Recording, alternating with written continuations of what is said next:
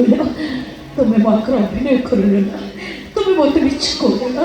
ତୁମେ ଜାଣିଛ ନା ଚନ୍ଦ୍ର, ଏ ପିଲାଟାକୁ ମୁଁ ମୋ ଖୁସି ପାଇଁ ରଖିନି, କେବଳ ତମ ଖୁସି ପାଇଁ, ତମ ଚାକିରି ଫେରାଇବା ପାଇଁ ଆଉ ବାବୁ ବାପାଙ୍କର ବଂଶ ରକ୍ଷା ପାଇଁ ପିଲାଟାକୁ ମୋ ଗର୍ଭରେ ଧରିଛି। ଜାଣିଥିଲ ସତିଆ? ଆଉ ଗୋଟେ କଥା ଜାଣିନ ଚନ୍ଦ୍ର, ଯୋଉ କଥାକୁ ମୁଁ ଆଜି ଯାଇ ତମକୁ କେବେ ବି କହିନି, ପ୍ରକୃତରେ ଏ ପିଲାଟାକୁ ଇଞ୍ଜେକ୍ସନ ଦ୍ୱାରା ସୃଷ୍ଟି ହେଇନି, ସୂର୍ଯ୍ୟବାବୁଙ୍କ ସହିତ ଦୈହିକ ସମ୍ପର୍କ ରଖି ଏ ପିଲାର ସୃଷ୍ଟି ହେଇଛି।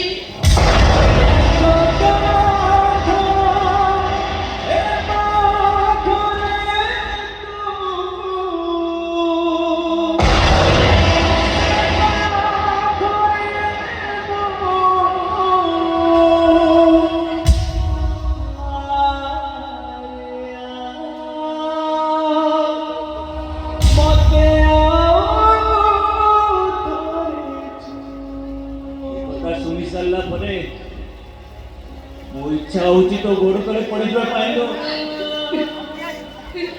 ଆଜିକା ଦୁନିଆରେ ଏ ନାରୀମାନେ ନିଜର ଦେହ ସୁଖକୁ ଚରିତାର୍ଥ କରିବା ପାଇଁ, ଯେତେବେଳେ ଦାମୀ ଘରେ ରହିବା ପାଇଁ, ମାର୍ବଲ ଘରେ ଶୋଇବା ପାଇଁ, ଦାମୀ କାର୍ ଚଢ଼ିବା ପାଇଁ ହସି ହସି ଅନ୍ୟର ଶଯ୍ୟା ସାଙ୍ଗିନୀ ହେଇଯାଉଛନ୍ତି। ତୁ ଏମିତି ଜଣେ ନାରୀ ଯେ ନିଜର ସ୍ୱାମୀର ସୁଖ ପାଇଁ, ନିଜ ପରିବାରର ପରିସ୍ଥିତି ପାଇଁ ଆଉ କାହାର ବଂଶ ରକ୍ଷା କରିବା ପାଇଁ ଅନ୍ୟର ପିଲାକୁ ନିଜ ପେଟରେ ଧରିଛୁ। ଏ କଥା ଶୁଣି ସାରିବା ପରେ ମୁଁ ତତେ ଭଲ ପାଇବି ନା ଘୃଣା କରିବି?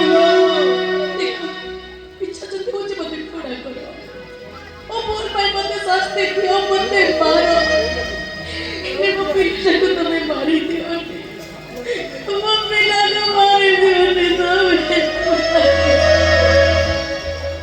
ନାଇଁ ସତ୍ୟା, ସେମିତି କହନି, କହନି ସେମିତି। ଚନ୍ଦ୍ର